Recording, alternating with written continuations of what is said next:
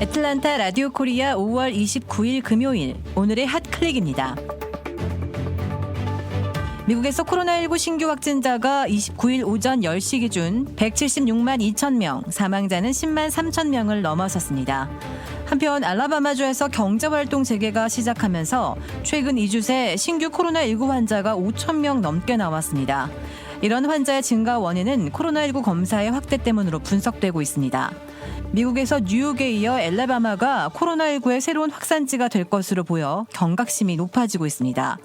엘라바마주는 16,554명의 확진자와 605명의 사망자를 나타내고 있고 조지아주는 45,598명의 확진자와 1,973명의 사망자를 보이고 있습니다.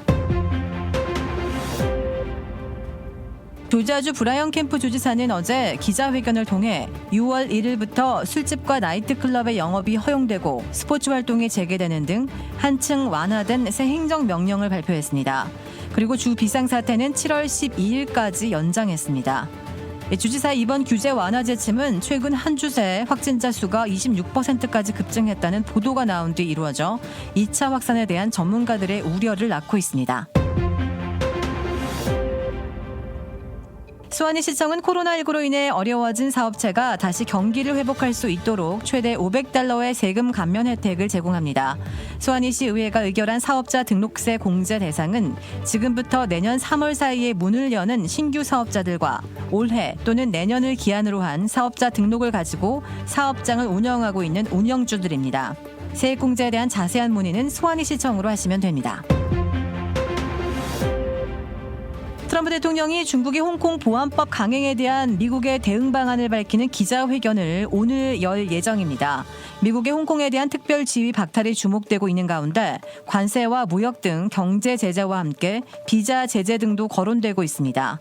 미국이 중국 유학생 연구진들을 대거 추방하고 있어 중국과 미국 간의 갈등이 더 격화될 것으로 보입니다. 한편 중국도 맞보복 조치에 나서고 있어 신냉전이 급속히 확산될 것으로 우려되고 있습니다.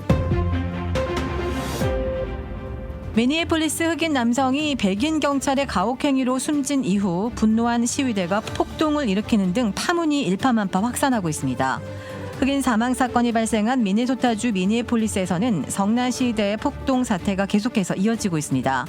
시위대는 대형마트와 상점의 유리창을 부수고 난입해 물건을 약탈했습니다.